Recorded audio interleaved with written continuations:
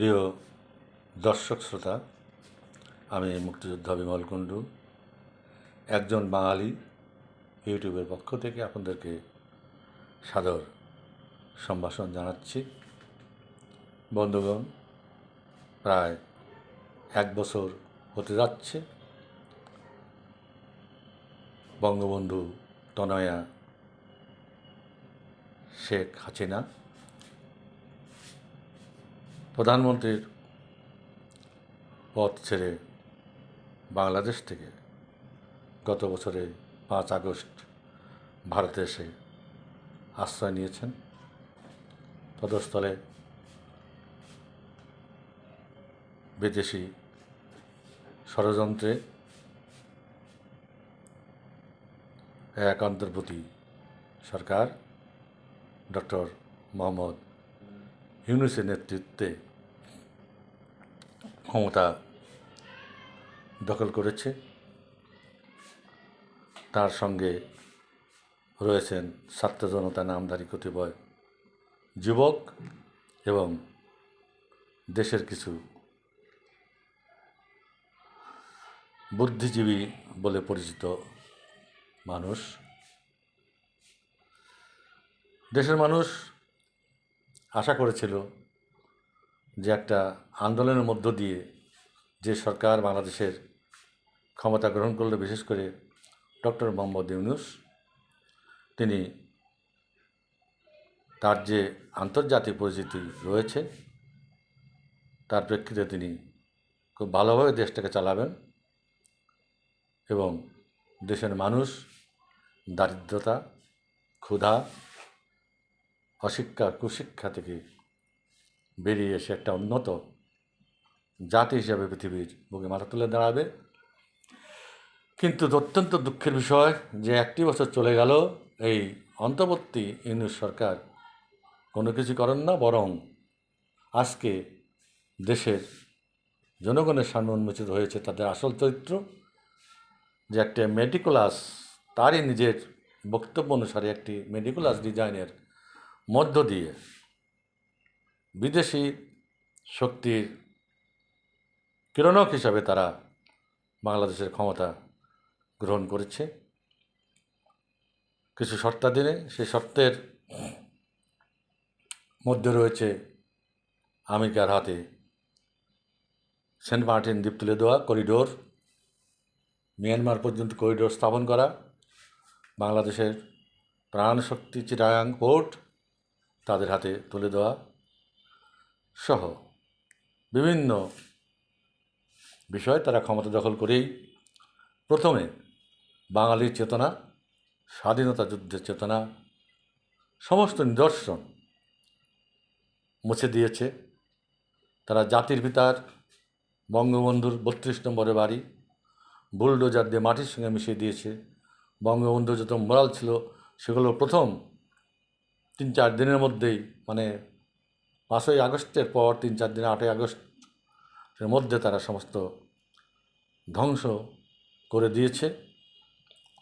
বহু মানুষের চাকরিচ্যুতি ঘটানো হয়েছে, বহু মুক্তিযোদ্ধা এবং স্বাধীনতা পক্ষের শক্তিকে কারারুদ্ধ করা হয়েছে অথবা তাদের গোপনে হত্যা করা হয়েছে, আবার কেউ কেউ কাউকে দেশ ছাড়তে বাধ্য করা হয়েছে।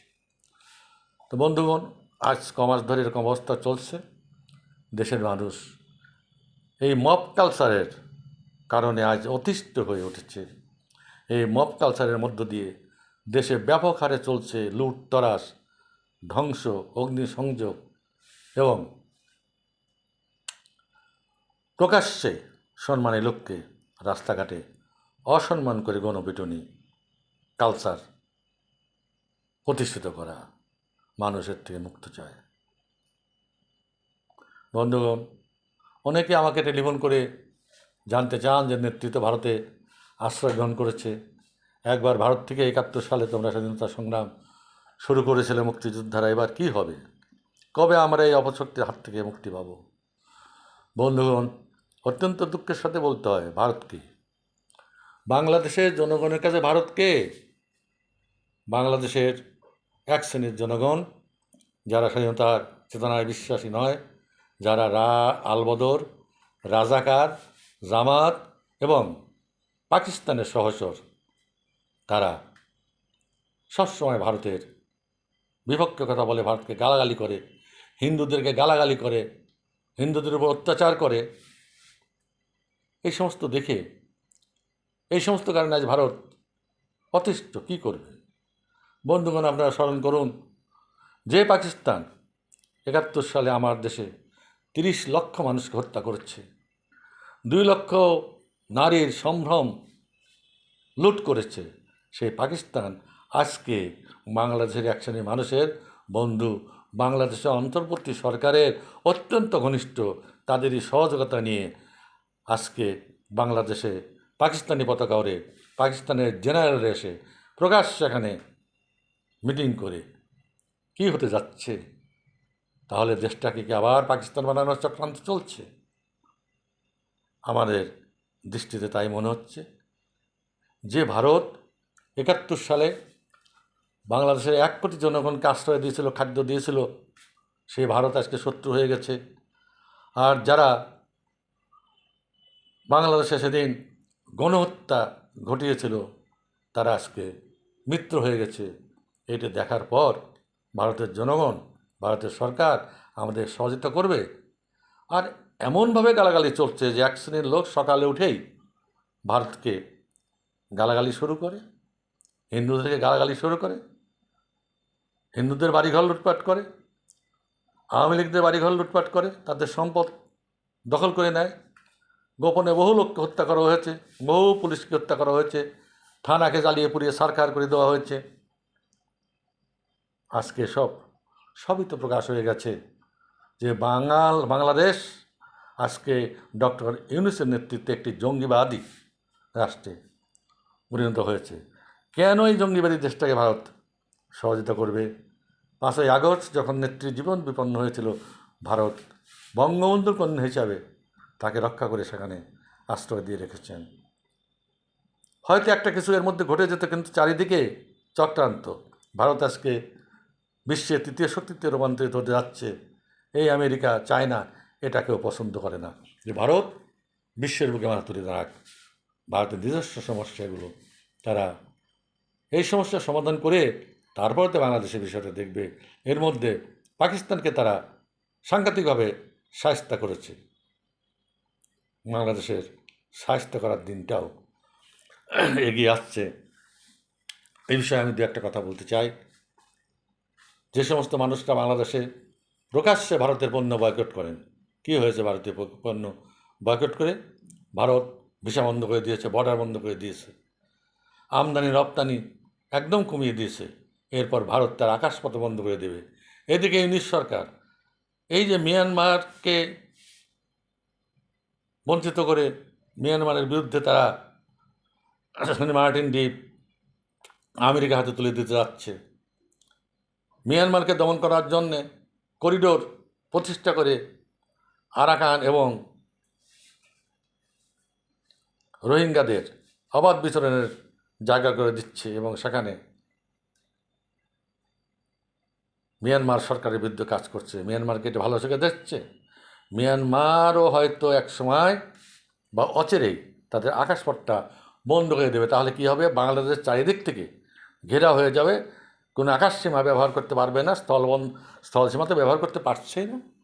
বাংলাদেশ চারিদিকে বন্ধ হয়ে যাবে, মানুষজন না খেয়ে মারা যাবে।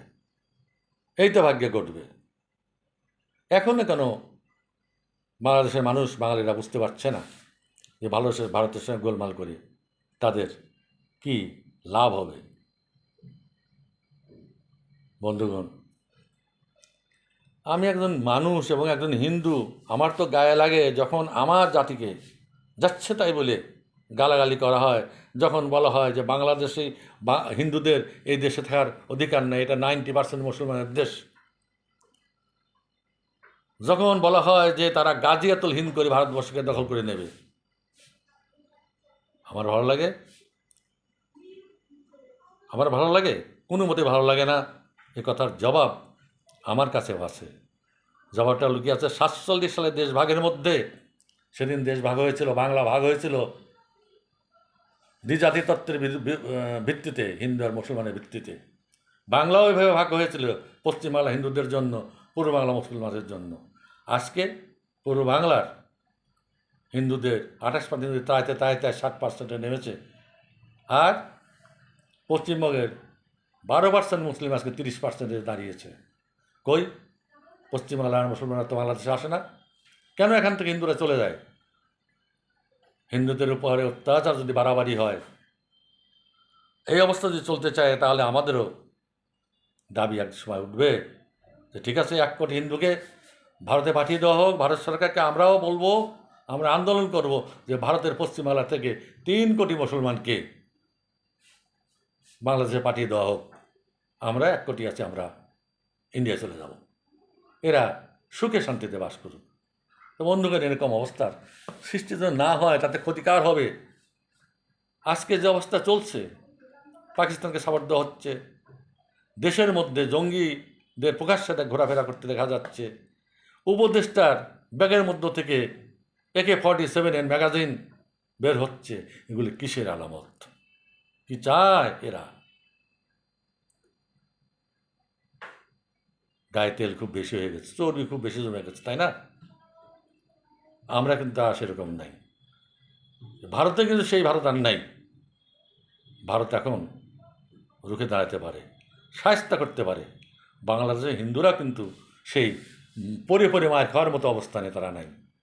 তারা এখন আন্দোলন করা শিখেছে, রক্ত দেওয়া শিখেছে।